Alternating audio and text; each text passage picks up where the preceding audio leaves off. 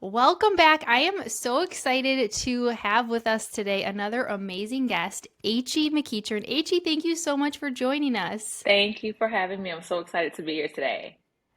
Oh my gosh, you guys are in for a treat because Achie's energy and positivity and light is just you're gonna hear it. And so I'm so excited to get all of your insights and experiences. I met Achie online and she quickly became a well-respected speaker and leader and mom in my eyes. It's just everything that we've been able to talk about. He has just been so in alignment, and we have so Yeah, many similarities and what we we think do. about each. It's amazing, right? It's when you meet these people that it's just like, oh my goodness. I always talk about when you show up authentically as yourself, you attract in the other people who are the right fit for you to be in like community with. And I feel that way Absolutely. so much with you. So He also is one of my speaking clients and has an amazing, amazing story and message that she's getting out there to people. So excited to dive into all of that. But first, I want to share a little bit more about He is a speaker, a certified life coach, entrepreneur, and her mission is to motivate, inspire, and empower and transform people, which is so in alignment with myself and the message of this podcast. She's really passionate about helping others achieve and sustain their dreams by actively and intentionally developing themselves. From the stage, which cannot wait for you all to hear about He and her transformation story, she uses candid and energetic storytelling to help companies and organizations challenge their thinking and heighten personal awareness, which improves professional performance. He also has her own podcast, I Am He, so definitely check that out. It's a Yes. place of inspiration, love, and girl talk for the woman who is ready to boldly pursue the life they have envisioned for themselves. So, He takes pleasure in sharing her personal experiences in order to uplift and inspire audiences to the next level. So excited for our conversation. Me too. Thank you for having me, Julie. I'm so happy to be here. I really am. Oh, okay. So, obviously, your bio alone is amazing and shares a lot about what you do, but I would love for you to share just a little bit more about what you do and how you got into doing what you do. Oh, that's a loaded question. How did I get into this? Oh my gosh, I think it just really came naturally. When I say naturally, I mean, first of all, I was the girl, we're going to take it all the way back. I was the girl in school where the teacher would say, "Oh, H.E. did so good in class. She gets done with her work early, but if we could just get her to stop talking, then then things would be better." So I've always been a talker. I've always been, I'll say, a communicator. Always. I've always been one where I've um, wanted clarity and I've always given clarity, like in my communication style, period. So when I say it just came naturally, that's what I mean by that. And then just throughout the years, different organizations I've been a part of, different businesses I've started, I've always been in a role of speaking and presenting and things of that nature. Even back, when I was in the church and things of that nature, I've always been in that position in conferences and things of that nature. And as far as personal development is concerned, I'm just a lifelong student. And I've always wanted to know, how can I improve? Not that anything's wrong with me, but just I'm okay with who I am, but also knowing that things could always be better. I could always be sharpening my skills, sharpening the way I see things, the way I perceive things. And that has just been a progression as well. And the biggest progression I would say is when I had my son, because I'm a mom. I have a almost 6 year old kiddo. He'll be six at the end of July. That was the biggest turning point for me of just looking at my life and saying, okay, this is who you are and this is great, but you also have a human that's about to come into the world. And are you okay with basically transferring your knowledge as is, or how you believe and your thought system, like you're going to be transferring this to him. And if he's anything like you, he's going to be really clear about things and you're going to teach him stuff early and he's going to be intellectual.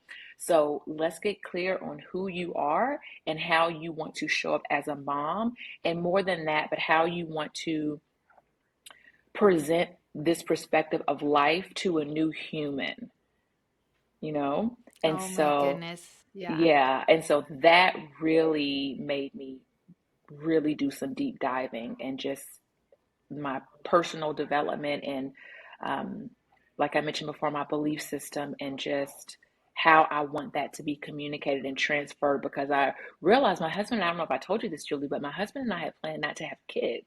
He had an older son. Mm. And so our son was a beautiful surprise. And so Mhm. that's what's another thing. It's like I had thought about things, but just on another level. I had planned to have kids. We thought about it early on, but then it's like, we're fine. We traveled the world. But when we decided to finally have him, I'm like, oh, okay, like we're having a kid. I'm pregnant. Like we got to talk about stuff. This is real. Right. We got to talk about stuff that most couples talk about in the beginning because they know they're going to have kids. Or when you don't think Mhm. you're going to have kids, it's just certain things you don't cover and you don't think about, and so I'm like, okay, well, I was like the single aunt, and not single, well, I was single before I got married, obviously, but I was always like the aunt, the young, free, wild aunt that like took my nieces Mhm. and godchildren all over the place and sent them back to their parents. I'm like, okay, now I have this for myself, so I have to really, do a deep dive. And so when we got pregnant, I said, okay, well, this is where we are, and this means that I'm going to have a lineage. And so because Mhm. I'm going to have a lineage, this means that if he has children, a great possibility that there are going to be people, that come after me that I'll never meet. My great great grandchildren, great great great grandchildren, I want to live as long as I can, but there will be a lineage that I won't meet. So what am I going to instill? And Oh, I so, get goosebumps when you say that. yeah, yeah. So what am I going to instill? Because when you look at our lives, we are, well, a large part of our lives is what was passed down to us. Mhm. Those beliefs and ways of life and ways of being of like our ancestors that we never met, that we only, maybe saw pictures of. A lot of us don't have pictures of our ancestors. So, what do I want to pass down for the family and the lineage that will never meet me? And so that's when it all was like, all right, you thought you were doing some stuff before. You got to do some deep diving, homegirl. And I love we've had so many beautiful conversations about we have, boys similar age, Sawyer's 6. And Yes, so on our calls and things like that when we connect, just talking about what it's like to raise little boys yeah, and be ambitious women who yes, are growing businesses and want to have an impact to their kids, but also to the world, and how you if quote unquote balance, right? Integrate, whatever word is trending that we want to use for how if that's you a thing. navigate, right? Like however you navigate doing all of the things, but also Hmm. just like this, the first time I heard your story, H, and you talking about that moment of your transformation and where you sort of looked at yourself in the mirror and said, am I living in, and some of the words you use, in alignment and in congruence with Hmm. who I want to be. That's And the thing. nothing brings that out like, okay, now I'm going to have a child and I need to pass this on. And what do I want to leave them with and teach them? Like, those are some big things, as if parenting wasn't hard enough. Right? It's like forget the everyday hassle of parenting. It's like the big underlining thing of like I'm raising and contributing to a human that I'm going to Hmm. basically raise and then release into the world. Like, and they'll have Hmm. their own experiences, but a lot of what they're going to go into the world with is based on what I am depositing. Hmm. Yeah. So, what were some of those things, He, that when you kind of got to that moment and you're like, okay, is this who I want to be? Who am I? And is this Hmm. who I want to be so that I'm prepared? What are some of those things that you did to help you discover more about who you really were? Like I said earlier, I am a perpetual student. So I love reading books. I love listening to podcasts. Like I have my own podcast, but I listen to podcasts. I love going to conferences, but also some personal things, journaling. I've done therapy. I've done Hmm. coaching, personal coaching as well. And just the biggest thing I would say beyond all of those external things is getting quiet with yourself and just asking yourself those deep questions, because it's all good to get those things from externally and have like a season of consuming, right? That's a thing. But there also comes a time where you just have to sit with yourself and you have Hmm. to address all of those questions that you've been quietly asking that no one knows you've been asking but you. And we all have them. And most of the Hmm. time, we don't repeat them to anybody else. So we have questions, we have thoughts, we have feelings. When the kids are asleep, when the partners are asleep, when the house is quiet, the dogs are asleep, like whoever's, you live with, when everyone's quiet and it's just you and you're lying in the bed, what are your innermost thoughts? What are your innermost questions? What are your innermost desires? And sometimes those things can be completely contrary to the life you're actually living. And that's the thing we don't want to admit because we don't like Mhm. disruption. And a lot of times, like when I speak about alignment, I love alignment, but a lot of times we don't talk about the discomfort that comes with alignment. Like when you Mhm. think about braces, I used to have braces when I was in middle school. You want your teeth to be straight. And the only thing you can think about is my teeth are crooked now, and then they're going to be straight when I get braces. But let's talk about the pain, the irritation, the soreness, the monthly visits, like the alignment that has to happen. Alignment actually is painful. Mhm. And Oh, I so, love that example. Yeah. yeah, alignment is actually painful. But in order to get to where you want to be, you have to be willing to go through that. But that takes the quietness. That takes the you read the books, you listen to the podcast, you do your journaling, you go to conferences, you get the coaches, you do all the things, you go to get therapy. But the transformation happens when you're quiet with yourself. And a lot of times we don't want to face ourselves because then we have to face all that inner stuff that's stirring up. So the biggest thing for me was getting quiet with myself. Oh my goodness. Thank you for so much gold in what you said. And I love, H, how you pointed out. So I talk to clients about this a lot of insight and action. A lot of people get a lot of insight because they're consuming and they're learning. And like you said, they realize that they might realize they're out of alignment, or they might realize they are no longer fulfilled or happy or feeling successful. And so they listen to the podcast and they read the books and they might even Right. get a coach. But there's a difference between insight and action. Like you can get the insight and you can learn more about yourself and you can Yeah, learn more of what you want, but it needs to come with the action to actually get sustainable change and results. And the action absolutely. comes from, like you said, facing some stuff. And we've Yeah. both been in situations where we've had big transitions. I think of when I started my business and that transition of like having to ask tough questions, saying, Yeah. wow, maybe this path that I've been on isn't what I want to be doing anymore. And oh my gosh, what does that mean for me? And Yeah. so I love that you share some tips of like giving yourself time and space to journal and reflect, to sit with those questions that have been swirling. Yeah. Because even when I think about you and listening to your story, Julie, think about the paradigm shift and the inner work you had to do. You were a former good girl. Do as you're Mm-hmm. told, Yes, super I high was. achiever, you know what I mean? So for someone like you to say, I am going to leave corporate and start my own business, that goes against every bit of conditioning that a good girl lives by.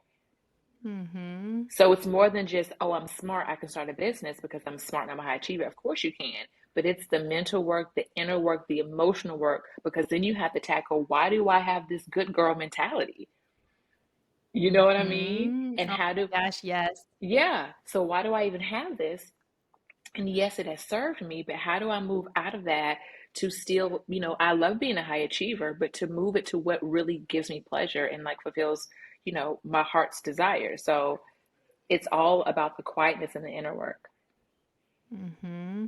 And you touched on something, I talk about quite a bit with people is this, I would say like recovering perfectionist here. And a lot of the people Yeah, that I work with too that are high achievers, high performers, whether they're executives or they're business owners, they have this, external validation often of like, I have another certification, I have another title, I have another achievement. We're stacking these on because we feel like that's what's giving us that feeling of success.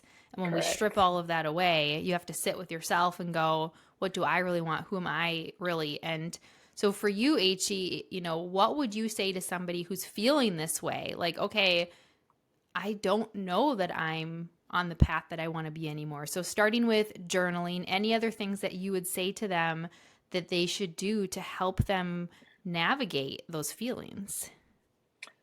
I mean, we talked about it earlier, but I mean, getting a coach is huge. It Mm-hmm. really is. It's huge. I mean, that was one of the reasons I reached out to you. Um, I've been speaking for years where I kind of put it down, when I um, got pregnant and had our son, and then we have a family business, and now my husband with his businesses, and so just kind of make it was putting it on the back burner, the things that I really wanted to do. But getting a coach can definitely help you, like, give you that kickstart and like reignite some things. Mhm. And I also believe that if it's the right coach, they'll like serve as confirmation. So the thing is, we always know we have excuse me, we have like this internal radar that we know really who we are, where we're going, what we need to be doing. We really always know. Okay. But life can get piled on top of that. Whatever life looks like can get piled on top of that.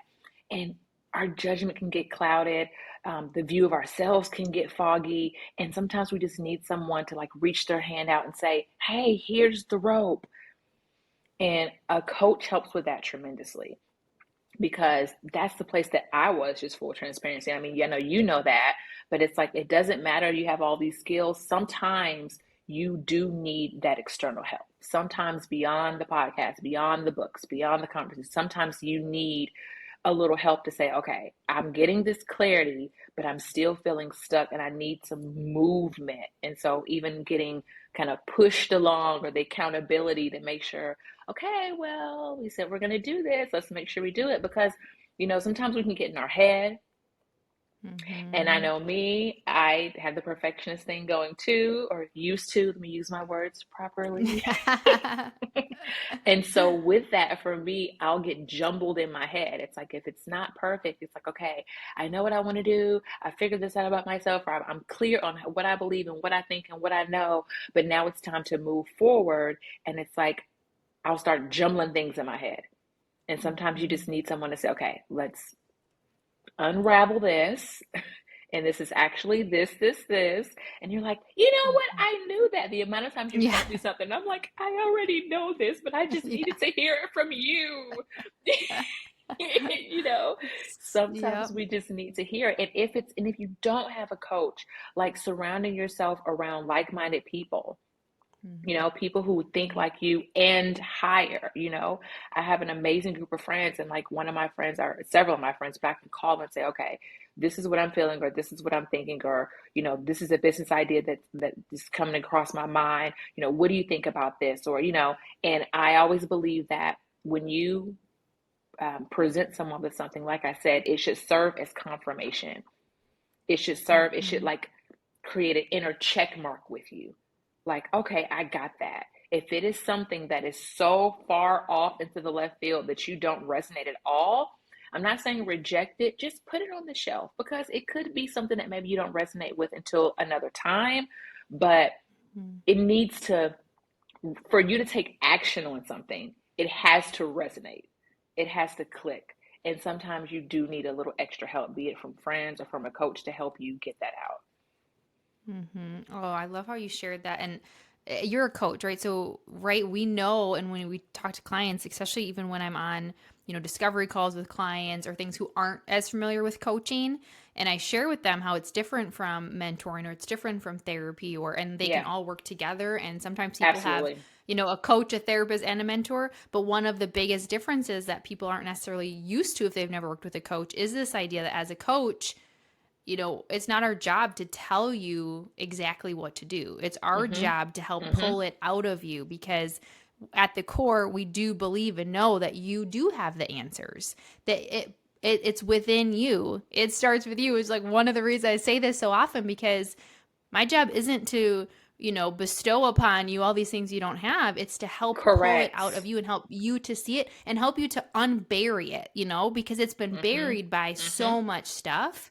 And Mhm. that's what I think is so beautiful. I know you do that with clients as well, where it's like, hey, I'm just helping to support you along this journey because Mhm. it has been buried. And sometimes we need someone to help us hold up that mirror. And I love that you shared Mhm. too, if you don't have, a coach, surrounding yourself in a network or community with people who are going to push you and challenge you and support you and kind of call you up. I love you said people who are beyond where you're at, Mhm. and surrounding yourself with that environment. So those were some amazing tips, and I want to hear a little bit about your talks. You mentioned this with, Yeah.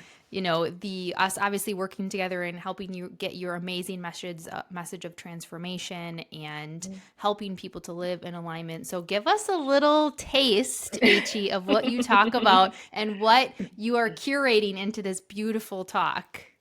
Yeah, so the name of my signature talk is the AAA Transformation, creating congruence between who you are and who you want to be.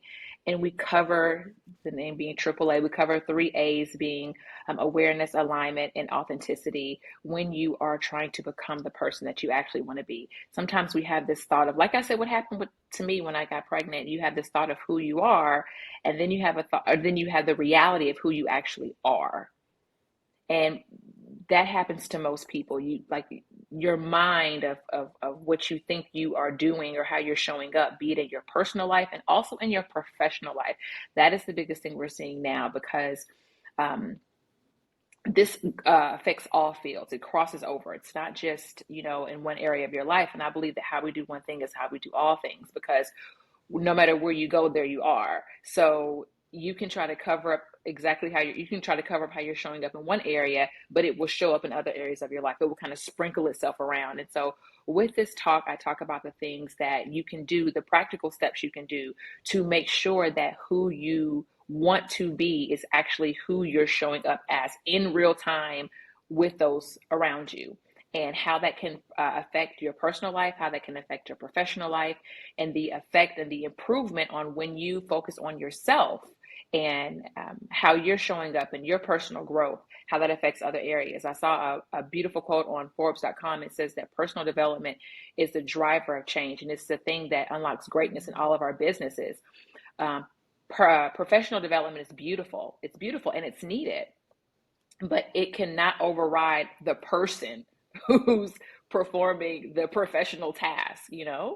And so Mm-hmm. I know we're seeing a lot of, even in entrepreneurship, you see a lot of people who they are high achievers or they're getting a lot of things done, but they usually, well, I'm not gonna say usually, but sometimes you see crumbling that happens. You see a Oh, yeah. crumbling that even happens of the business. You see crumbling that, or you see a crumbling that happens of the individual because it's the individual that's running the business. And if you don't have congruency in who you are and the core of who you are, whatever it is that you are involved with is going to feel that. So it even goes to parenting as well. Like one of the short stories that I share in my talk is how I had an anxiety attack, this unwarranted, didn't know what was happening, and if I'm thinking I'm showing up well during that time in my marriage and my kid's life and business, but I'm in the hospital in the emergency room at 11 o'clock at night or midnight, and my son's in the house sleep, and I'm thinking everything's well, like things are not in congruency. Things are not Mm-hmm. looking the way I think they're supposed to be looking. Things are not what I think they are. And no matter how much you try to push things back or ignore things or mute things or shove it down, like it's going to come up. So you have to deal with it. And so it affects Mm-hmm. every area of our lives. And so I just talk about, let's just get all of that in order. Still have your other things that you do, but like, let's get you in order because it starts with you. Mm-hmm. Yeah, and that I just the idea of pushing it down and burying it. And this is something I talk to clients about all the time. We feel like we need to put on this front. It's these people who are in these positions of leadership and everything's great in their business. Everything's great within their organization, within their role. Or women, again, I tend to see it even more so heightened in women where we're just bury that we're not really okay. Everything's fine. It's okay. And we keep shoving it down, thinking that if we put on this front or this strong face, that it's going to go away. But really, what I always Mhm. tell people is you keep shoving it down and it's going to come spilling out at some point. And usually we don't, not in the best way, right? It's either yelling at people, losing our temper, getting Mhm. emotional when we're not emotional. Mhm. And I've shared a story before when I was not typically a very emotional, but I'm not a big crier, Mhm. and especially was not in the workplace. Like to me, that was like the worst thing ever to get emotional in the work. I had this idea that it was just such a bad thing to be emotional in the workplace. And I was in that moment where I was like always putting on this front and everything's fine, everything's okay, I've got this, I've got this. And I was shoving it down until something happened and I cried in front of people. And to me, that was like one of the worst things to do. I felt so much shame that I shed Mm, tears at work. And now looking back, I'm like, oh my goodness, now that I mm, know what I know and I am who I am. And I remember just that moment of going, okay, now I reflect and I go, it's because I kept shoving it down. And if mm-hmm, we don't bring that stuff to the light, first of all, we'll never step into who we can be. mm-hmm. And it's going to come spilling out to the people around us. No matter what environment you're in. That's the thing. I think we believe that we can compartmentalize our lives. I know we've been, sold the art of that. That is actually a fallacy, okay? Who you are is who you are. You can only, like you just said, put that mask on for so long. It's funny because you said you weren't a big crier and you weren't very emotional, but it's not that you got angry and, flip the desk over. You cried the very thing that you Mm-hmm. like hated to do and like experience shame for, because that's what you needed to, and maybe that's what you needed to be doing in your personal time, meaning like when you were Mm-hmm. suppressing. And nothing, I mean, if tears come at the job, nothing wrong with that. I'm a huge proponent of, when you need to release, you have to release. I mean, within reason, obviously, but Right. that thing came out because you've been pressing it down for so long. And we do that in all areas of our lives. It's like this mask that we put on, and we think because we have on a suit and tie, or we have on, some slacks and some heels, or, we have on our mom apron, or, we have Mm-hmm. on our perfect wife jacket, or whatever it is, that, the friend helmet, whatever it is, we think that we can just press down who we are and what's really happening. Funny quick story. Yesterday we went to breakfast, and I was talking, the server came up and, greeted us, "How are you doing?" And I looked at him. He said, "How are you doing this morning?" I said, "I'm a little tired this morning." I said, "I didn't get enough rest last night." I said, "It's been an exhausting week. We've been traveling and we had a big event when we got here." I said, "I'm doing well, but I'm a little tired."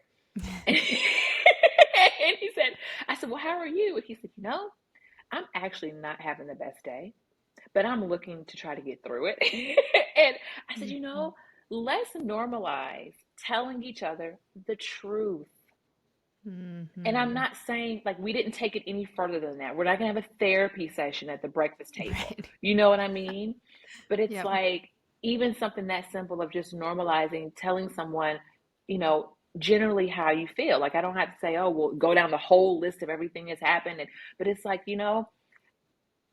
I'm okay. I could be better, but hey, we're gonna get better on that note. Could you bring me the biggest cup of coffee you have? Mm-hmm. But just practicing even on those, like those small opportunities of removing the mask. To me, those are little nuggets of congruency, right? Of Mm-hmm. me just being honest and saying, "I'm okay, but I'm really sleepy. I would rather be in the bed. It was rainy, you know." But how about if we take that and like make, like, on a larger scale in our lives, be it in our relationships? How many times do we ignore when there's concerns in our relationships, and we ignore it because everything's fine? This is supposed to be perfect, right? Mm-hmm. Or motherhood. Our kids are blessings. We're supposed to be blessed. There are people who, like to have kids and can't, or people who've lost children, and, I can't say anything, wrong about motherhood. Okay. You're at a job and you have a meeting, and they're like, "Okay, we want to do a checkup and see how things are going, and, any updates, any questions, concerns." "No, everything's fine." And deep down you're like, "I am smothered. I am suffocated. I am Mm-hmm. choking. I need some shifts. I need some change. I need something new. I need something fresh. Everything's fine. Everything's fine." And then you blow up on someone in a meeting and they're like, "I thought everything was fine." you know Mm-hmm. but if you're not okay with expressing those things, but not even just being okay with it, the first step is being aware that you're even feeling those things, being aware that those are even your thoughts, and of course having the emotional intelligence and emotional maturity to know, not to spill out and things of that nature. But within reason, knowing how to communicate and being okay with communicating with how you're really feeling, so that you can be a Mm-hmm. person that is living and being and existing in alignment. Mm-hmm. Oh, when you said those examples, it's just like I can think like as, and I hope all of you listening are thinking too of all these examples as HG was just talking, because I know I was thinking those moments where you're just like, yeah, everything's fine, everything's okay, and it's not. You know that it's not okay. And what I've said to people before too, and why one of the reasons I got into coaching is because I do feel like, you know, having worked in leadership development, and especially within organizations, there's this particular way where we just think if we just give people more frameworks and we just teach them change management frameworks and we give them these models that they're going to be more effective leaders. And the biggest gap that I saw and why I became a coach was because we weren't addressing the person Thank and you. talking to them and helping them navigate, how do I take this change management model? How do I take this personality assessment and how do I apply it to myself? And it has to start with you getting more clear on who you were. And I saw such a gap of people not seeing change and how much money companies invest in leadership development to not see change. So Hmm. that's one of the reasons. So what I would say is like, let's just normalize being human. Like, let's That's the thing. humanize leadership. And like you said, this doesn't mean that we are having, we have to have this emotional intelligence and awareness to know that when it's, what we shouldn't be oversharing or when it's appropriate to, and Correct. to the extent to share our emotions. But that doesn't mean that we have to be robots and that we can be humans and we can say, I'm struggling, I'm having a hard time. And that doesn't mean you're any less than, that doesn't mean that you're not going to get that promotion. It just means that you're a human. So I Hmm. love that you shared that. And Yeah. H, a couple things I want to ask you, and I think I probably asked you this when we started working together, and I'm going to ask Cool. all of my guests this, and I ask all of my speaking clients this, is if you could shake people, H, and tell them one thing, what would that thing be? I remember when you asked me this when we Mm-hmm. first started coaching. I would shape them and say, remember who you are. And remember who you are. And I mean, remember who you inherently are. And I'm always using examples of my son, but when I was pregnant with him, I felt his personality when I was pregnant with him. I knew, okay, he's going to be a little fussy when he doesn't get his way, which most kids are, but like his unique personality of like when he wants something, when he needs something, his joy, his excitement, his energy. Like I felt that when I was pregnant with him. And of course, that's who he is now. And unfortunately, life happens to all of us and life is here to teach us. But sometimes when life is here to give us a lesson and we don't accept it as that, we can take it on as baggage, and that baggage can drown us, if you will, and it can like pile on top of us and experiences with others and just life period. And as we go on, we can forget who we are. We can forget who we inherently are. I don't want to get too, wooey, but who we were before we even came to the earth, like that inherent nature of who we are. And like I think of my son, like let's say he, at 25, he just becomes this stressed out, overworked, quiet, boring human. That is the antithesis of who he is. And a lot of times we are taught and trained and conditioned out of who we individually are. And then we spend most of our adult lives trying to remember that. Oh, yes. Yeah. Yeah. So when you hear like a lot of coaches and speakers and even therapists, they'll say, what brought you joy as a child? What were your dreams when you were younger? What are the things that made you come alive? They're trying to get you to go back to who you inherently are, who you inherently were. Well, still are, but were before all of the stuff came up, before all of the conditioning, before all of the what I'm supposed to do, who I'm supposed to be, how I'm supposed to show up, how I shouldn't express myself. All of that happened. And of course, like I said, you mature, but who you are should be congruent with how you were when you came here. And so when you remember that, you find your inner joy. You really do. Mhm. You find your inner joy and you find your inner peace. And from there, you can bloom and blossom into the things that you really want to do. Oh, and those words, joy and peace, is so opposite of like this hustle culture that so Yeah. many people are wrapped up in. It's like, what would it even look like to feel peace? What would that even feel like? And sometimes when I ask clients that, it's like, I don't know. And one of the exercises I actually have clients do sometimes is look at a picture of them when they were a child Yes. and try to remember who that Yes. was. I love that you said that, just like remember who you are. And that made me think of a point you brought up earlier about, especially, as moms and things like that, sometimes the bearing, like that parent, parenting is great, and it's great all the time. And this is something that I've actually been very transparent about since I had my son is I'm pretty real with people. Like, yeah, I love parenting. I love it. And it is so freaking hard. And sometimes I Yeah. struggle with, Yeah. when people are like, everything's great. I haven't slept in 6 years, but I'm great and it's beautiful. And I'm like, if that is your experience, awesome. But I always wanted to have the real conversation with people and say, like, I was Yeah. exhausted. I was tired. Yeah. It's hard. And you're trying to raise these humans. And Yeah. I have a Yeah. very, very strong willed and very spirited child. And I always say Same. he is outgoing and loud and bold. And that is Yeah. hard.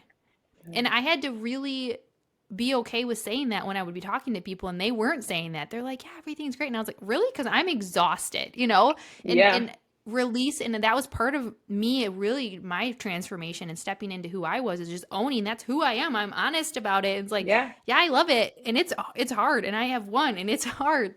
And Tell me I love what about you it. said, right? I just Like, got one. I'm like, I'm over here like yeah. all hail to the queen to have like Yeah. multiple. Because I'm over here like, how are you doing it?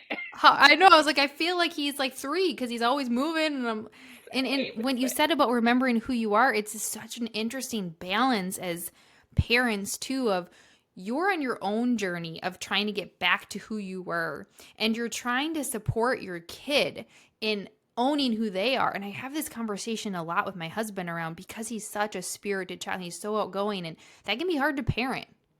No, And right. Very true. the other thing that I say is school systems and other people. And I always say, I don't want him to lose that spirit because what makes it Oh, really hard to parent right now is going to be amazing skills. I mean, we talk about like, we're like, he's going to be a mm, leader. He is going to run yes. a business. He could sell Yes. anything to anyone. I just hope it's good things. Like we talk about how persuasive he is and how strong willed he is in his spirit. And while it's really hard to parent now, it's like, how do you manage and harness those things about him, let him hold on to that? Because what we know now as coaches that people lose, it's like I don't want him to lose that, while also teaching them boundaries and respect. Like, Mm, I am no parenting coach, but I try my darndest, and holy cow, is it hard. And you just think about this, like we're trying to get back to who we were and we're trying to help our kids maintain it while also teaching them. Oh, I don't know if anyone has the answers. You reach out to me and you tell me. no, seriously. That's a thing, Julie. That's a really big thing. That's so good. I'm listening to you. I'm like, okay, it sounds like they're like in the same house as we are. We're in the same house. Look, we're having the same conversations because it can be, especially, I have been really intentional about like, I love my parents. They did an amazing job. I think I came out okay, but I don't parent like them, like at all. And so that's also the other battle, like the default of how you were parented and like how you saw parenting done versus doing parenting really different, still trying to find yourself, rediscover yourself, if you will, so that you can teach them how to hold on to who they are so they never have to rediscover. You understand? And so Mhm.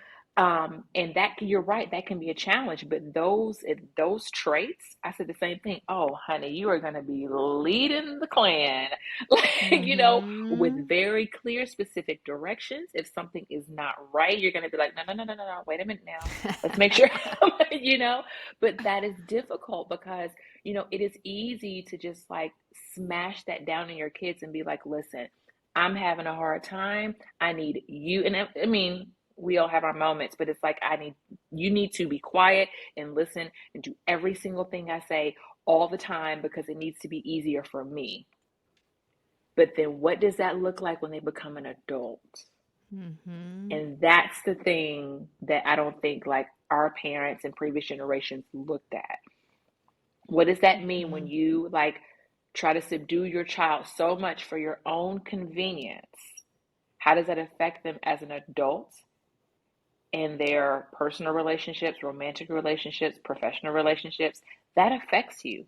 right? Not being free in who you are, not being able to fully express your emotions. There are things that my son does that I am not gonna lie, I would have gotten in big trouble if I were a kid. Even some of the stuff he says, like he'll tell me, like, mommy, I am mad. And I was like, I'm okay with that because I am fully like wanting him to understand his emotions, express his emotions, and I understand that Mhm. you have to let that pass. You have to let it process and like really go through. When I was a child, oh, you don't express any emotions because children are to be seen and not heard. Your emotions don't matter. You're not paying any bills. You're just a consumer around here. You know what I mean? Mhm. So none of that matters. And I'm like, no, he needs to know how to process this. And guess what? Angry, mad, frustrated. So we're naming emotions. So he'll also say, right now I'm frustrated, or mommy, I'm angry, or mommy, I'm sad, or he's naming his emotions. I'm like, Mhm. that's a part of the human experience. And going back to what you talked about earlier, what we talked about earlier about like when someone asks how we're doing, or even if it's a close friend, maybe not wanting to completely open up, it's like we've been conditioned that just fine is the only human emotion acceptable. Mhm. And that's not even a human Mhm. emotion. But you understand what I'm saying? It's like that is Yep. the only state. We can only be in the just fine state. Anything outside of that shouldn't be talked about with anybody. And so you just suppress it all. So I'm like, no, you're mad, you're angry. That's real. You in your little 5-year-old body with your little 5 years Mhm. of life. You're mad because your toy's not right here. Okay, hey, that's fine. And Mhm. 5 minutes later, he's back happy. And I was telling my husband, I'm like, the reason that kids are like that is because if you let them process their emotions, they get it out of their bodies. Mhm. They're not Mhm. holding it in their bodies, you know? So when they release it, then they can move on. Well, that's not what we do as adults. We Right. hold it, hold it, hold it, hold it. So it either turns into we're blowing up on someone or it turns into some sort of sickness or ailment because we're holding on to Mhm. all this stuff. And the emotions, they're like, listen here, what are we going to do with this? They're down there. That emotion I shoved down when I was 10, when I was 15, when I was 20, when I was Mhm. 21. It's there. What do you want me to do? Okay. We're gonna make your knee start aching now because that emotion's been there for 25 years Mhm. and it's traveled down to your knee. It's like that's how it comes out in multiple ways. And you gotta process it. So I allow him to process. And sometimes it is an inconvenience. Sometimes it takes too long. I'm like, I don't have 10 minutes to emotionally process this with you right now, Yeah. kid. We got to get out of here. But what's the alternative? Have him suppress it, Mhm. and then when he's 18, he's in therapy behind me. Right? It's so it is. It's and there's so many interesting things. Ichi, I feel like we could talk. We might have to do like a round two. I feel like there's so many things we could talk about because once you do dive into this world, it's like wow, you do realize like we've held on to these emotions and the thing you're talking about, these physical ailments, you hold it in your body and it's like we know this now. I think sometimes I don't actually believe this, but sometimes I have this moment where I go, oh, if I didn't know this, right? Because what I always say is like, when you know better, do better. I'm like, well, if Right? I didn't know all this stuff, sometimes would it be easier? Because now I feel like No, I when you're know. very conscious and aware, you carry the weight of like knowing what it could do. Oh my goodness. We're That's doing the that best pain we of can. that's that pain of alignment I was telling you about. Yeah. Yeah. Yeah. And it's, I always say we're doing the best we can with what we've got where we're at. And that's what I choose to believe and tell myself. Yes. Absolutely. Okay, Ag. So I always love to end with one last question for you, which is what does it starts with you mean to you? That I am the captain of this ship. That I get to decide how my life goes. And I get to decide how I will react to things, how I will process things, the perspective that I take on my life and the direction it goes. That actually is my responsibility. And that starts and ends with me, no matter what is happening on the outside of me. Mic drop. That's such a great, beautiful ending. Oh my God. Yeah, mic drop moment. Okay, Ag. So I know all of my listeners listening to you, they're going to go, how can I stay in Ag's world? So tell us Yeah. First of all, what do you have going on and how can people find you and stay connected to you? Yes, so I am on Facebook as Achie McEachern. I'm sure you'll have the link somewhere, but on my Facebook page, Yep. I'm Achie McEachern. On my Instagram page, I am Achie Denise. I'm also on LinkedIn. It's Achie McEachern, and my website is imachie.com. Amazing. Yes, and we'll make sure Yeah. that in the show notes we'll link all of the places that you can find H.